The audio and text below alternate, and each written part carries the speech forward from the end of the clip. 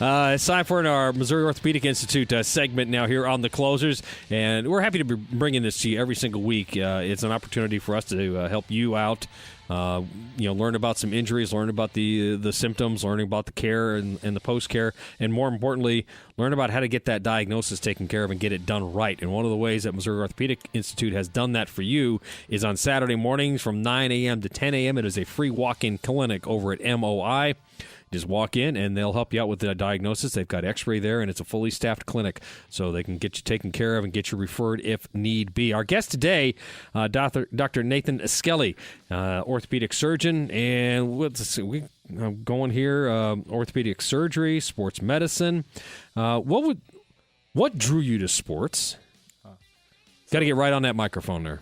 So first off, I want to thank you guys for letting me be here. George and Jay, I really appreciate it. I'm really excited about this opportunity to be on the show. Been a fan, and so to actually be here in studio is quite an honor. My interest. Are we underwhelming or overwhelming for you now? This is very, very exciting. Meet expectations? Yeah, exceed expectations. Oh, okay. Woo, good. No, this is excellent. We really appreciate you guys, sponsoring and plugging the sports clinic as well, because we're really excited about it. My passion and interest in sports medicine actually developed from a young age. My first job was teaching martial arts. I did that for 2 years before going to college, and so I learned how to break bones and how muscles, can tear and not work right. So now I just fix them. Karate Kid? I was a big fan. Yeah. Okay. Yeah. Could you stand on a post out in the beach? Back in the day, yeah. Now I'm not quite. No, as flexible. I didn't mean now. I meant back in the day. No, there's a lot of things we can't do now that we could have done back in the day. In my prime, yeah. Okay. All right. Okay. One of the things that people will see on a football Friday night, obviously you see the coaching staffs and you see the players, and when a kid goes down, you see the training staff run out there, and that's not necessarily that the school has a training staff. They're brought in. What school are you responsible for? What school do you do on Friday nights? So I've really enjoyed and been really honored to help with the Moberly Spartans this year. Okay. So I've attended their home games and their away games, just helping to give whatever medical services are needed for the athletes. So I do want to give a big shout out to Moberly. Appreciate it. With that, it's not just you out there. What makes up part of the team? As I mentioned, people will see the trainer run out there, or trainers run out there. Who comprises a medical team on the sideline for a football game? So there's typically EMS personnel that are there for any emergent kind of issue. There are also athletic trainers on the sidelines that have a better understanding of the athletes, kind of their needs, because they're typically following them through a training clinic throughout the season. And then for many of the area high schools, we have physician staff that are also covering, whether that's resident physicians, fellows, or attending physicians. They're helping cover those games. I know, and I do a lot of USA swimming stuff, so the big question is, well, why do we have lifeguards? And there have been several instances where during a meet or during a practice, something has happened where the lifeguard has been needed to be there. For you as a physician on the sideline, while nothing may ever happen, and that's probably the best game you could ever be at, how important is it for folks to understand that this is a necessary part of making sure that this game is covered? That's an excellent point. In an ideal scenario, we don't have to do anything on the sidelines. We're there as viewers and bystanders as well, enjoying the activities. But when something goes wrong, it really helps to have medical trained staff and medical professionals there to respond to that injury. At contact sports especially, the risk for injuries is much higher. And so we try to have a physician at the football games and contact sports activities. I don't care about the numbers. I don't care about the dollar cost about that. But is that something that is the responsibility of the high school that contracts with you? Is that Missouri Orthopedic Institute? How is that staffing payment arranged? So actually, that's something that I just take a great pleasure in. I think many physicians in the area do. It's something that I just enjoy being out on the sidelines with them, and there is no financial aspect with it.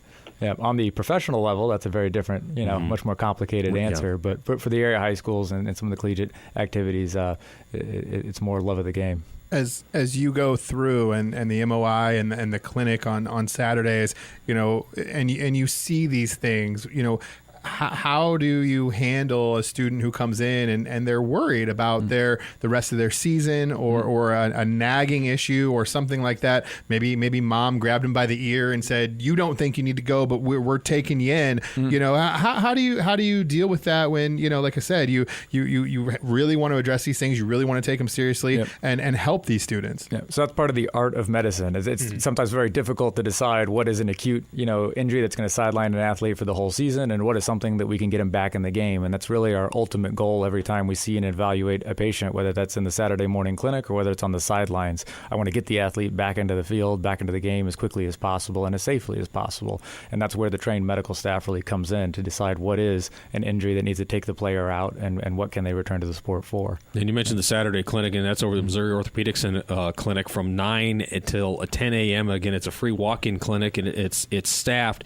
How important has that clinic become? Because there's a lot of injuries, especially on the concussion end of things, or sprains and strains that don't really manifest themselves until maybe the next morning when, Johnny tries to get out of bed and finds out that right leg that was a little sore last night, it's now swollen. And now looks like a basketball. Yep.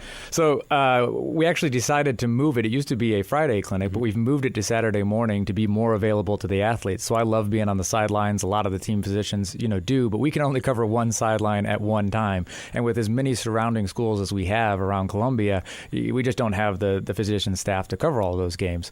So we rely a lot on the athletic trainers as well. And at Moberly, for example, Christine Ginter is the athletic trainer there. She's absolutely phenomenal.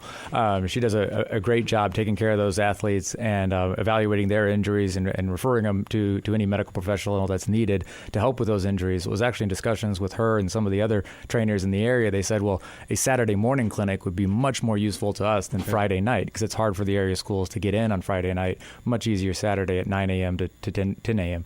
And so that's how we decided to move the clinic. Now, the in the information we got, I don't have the full. I mean, I have the full bio, but in the information we got, it said you also have specialized a little bit in hip injuries, and that's kind of a seemingly more rare injury, not something you see all the time. You see the ankles and the knees and the shoulders and things like that. Hips are so kind of well guarded and close to the center of gravity. You don't see it that often, at least in what we've done. We've called high school football for quite a while. You've been on the sidelines. The only famous hip injury I know of even is Bo Jackson's. Really, when you really think about the way it all went down in sports, I don't think of a lot of other hip injuries like that. How did you get into something like that? And then when how often do you see things like that? So actually, it's fairly often. It's becoming much more prevalent in sports, especially sports such as hockey, softball, or baseball for the catching position, and in football as well. Femoral acetabular impingement is the condition known as FAI, and a lot of athletes have that, but it's not diagnosed. Yes, fancy words. Just think of it as hip impingement. And so now we see these patients with growing issues or hip pain, and we can understand it much better, and we have techniques such as hip arthroscopy, which is a minimally invasive way to go into the hip joint. As you can imagine, it's a very deep joint. It's a hard joint to access, but with special training in that area, it's a procedure I do and help bring to this area. Of course, the more common injuries are shoulder and knee related, but as we learn more about hip pathology, we realize it does hold back a lot of athletes. So I'm happy to bring that to the area. Dr. Nathan Skelley with us here, Missouri Orthopedic Institute. Again, don't forget their clinic. It's free walk-in clinic on Saturday mornings from 9 a.m. to 10 a.m. So that you avail yourself of that after the Friday night game when your child has issues. Don't think that we'll just wait till Monday. Get it taken care of.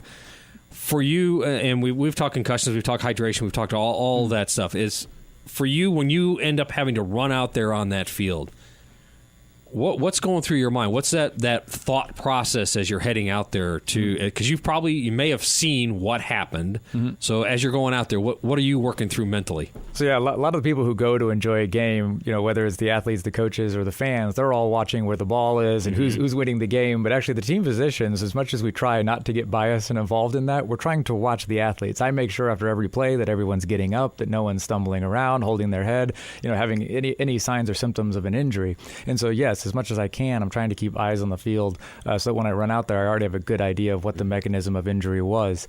And it's part of the challenge, but it's also part of the thrill and what I enjoy about sideline coverage is that we don't have the resources of X-ray and MRI like we have at the Saturday morning clinic. On the sideline, I've got to use all of the history gathering and physical exam skills that we have to make a diagnosis there and decide if it's something we got to pull the athlete out or let them keep playing. You mentioned early on that you're doing this for the love of the game, and you're covering the Moberly Spartans this year for their football season.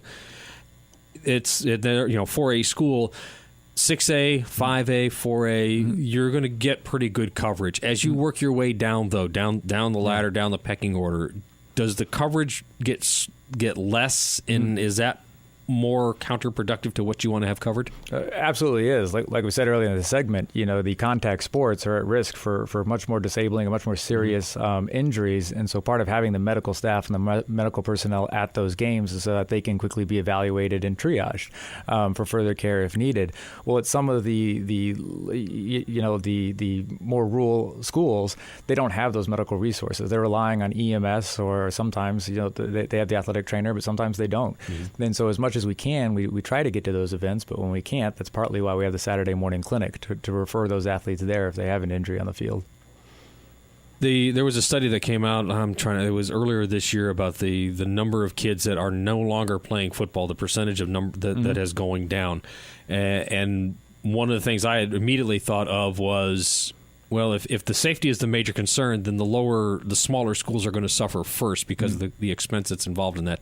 For you, what's been the most gratifying part about being able to cover not just high school football, but high school football at the smaller school level? Yeah, well, I love sports. I'm extremely passionate about it. It doesn't matter whether it's football, baseball, soccer, any sport I can get into, and I just love that kind of thrill of competition. So I think sports has an extremely significant role in young athletes' education and their development. I mean, clearly I'm biased as an orthopedic surgeon specializing in sports medicine. I love sports, but we have to culture that in a healthy way, and the issues related with contact sports like football. I know the study you're talking about. This is the second year in a row that participation numbers have started to decrease. And so I think that's a role that we as sports medicine specialists can kind of bring, keeping it as healthy and as safe as possible. I didn't play football growing up, but I appreciate that I can still contribute to it and make it a rewarding experience for those athletes by keeping them safe and keeping them healthy. Part of the aspect of this clinic is to get the parents involved and make sure that they're aware of it. Again, that clinic is Saturday mornings from 9 a.m. to 10 a.m. How do you work with the parents, knowing that a lot of these parents are hinging hopes and dreams and aspirations on a 16, 17-year-old kid, and you have to walk up to them and go, he's got to sit out for a while? Those are some of the hardest discussions we have in my clinic. When you have a very successful athlete that has a ton of potential, both the parents are their number one fan, and so they're looking to the athlete to be successful as well. And when I have to tell them, they're going to miss a season or a surgery is going to take them out, those are very, very difficult conversations. But we get through it and we make it successful for them by educating them about the condition, educating them about the rehab, and communicating the plan. I make all of my patients an active member in the care plan. We make a rehabilitation plan and a surgery plan based around their goals, their timeline. There's no cookie cutter kind of treatment for any injury. Everyone is tailored to the patient and what their goals are. And this has been a big topic on this show. We have visited with a number of physicians about it, and it's something that I watch one of my boys go through. But I want to circle in, and we'll end this out where here's week number 3 of the high school football season, and week 3 of the college football season's approaching. Concussions. We talked about when Johnny has a hard time getting out of bed in the morning because the knee's all swole up like a basketball. What are some of those things to watch for the next day if you think maybe a head injury has occurred, a concussion's occurred? Yeah. So earlier in the segment, we were talking about issues related to hip impingement, and that's an easy diagnosis because we can see it on the X-ray. There are clear physical exam findings for it. Concussions are not so easy. The signs and symptoms are much more abstract. We're looking for things like altered mental status. Their memory may not be quite as clear as it was before. If they're having issues with lights or sounds that kind of affect their sensory signals, and these altered mental status kind of findings are much more difficult to appreciate. And so in the day after, it's something that we follow closely, and it's not just one time point, it's a series of time points to look for a change in those findings. So it's at the sidelines at the game, it's the next day, it's the next week. Getting them into the medical staff so that they can follow those from a neurologic standpoint is really important in concussion treatment and recovery. And I know the catchphrase is "when in doubt, get them out." That's right. Even I guess you can kind of flip that a little bit. When in doubt, get them in. To that clinic on Saturday mornings. Yeah, that's right. We take them out of the game, but we're going to get them into the clinic as quick as possible. Well, I assume this week on the sidelines, Fulton Hornets come to town tomorrow night. Excited for that that high school football game. Get out there and support your Spartans. That's right. It's a home game, so I'm excited. It won't be quite as long of a commute, but right. No, yeah, I'm looking forward to it. It'll be great. Then you won't have to ask the boss man to get out early, right? That's right. I wish it was that easy. Sometimes I'm speeding a little bit, but we get there safely. Yeah, please. As we've admonished many times, we want to make sure that you're able to read the news and listen to the news, not actually be the news. That's right. Dr. Nathan Skelley, Missouri Orthopedic Institute, orthopedic surgeon. I appreciate your time. I really do. It was an honor being here. Thank you, guys. Thank you very much. Again, don't forget the free clinic on Saturday mornings from 9 a.m. to 10 a.m. over at Missouri Orthopedic Institute. It's a fully staffed clinic. They have x-ray facilities there as well, so they can do some diagnosis, and they can also take care of referrals as well. Yeah. Safe trip up to Moberly this weekend. Thank you, guys. And go Spartans. We'll be right back. We've got more of the closers, and we'll handle that right after this. The Closers on News Talk 1240 KLIK and News Talk 1400 KFRU.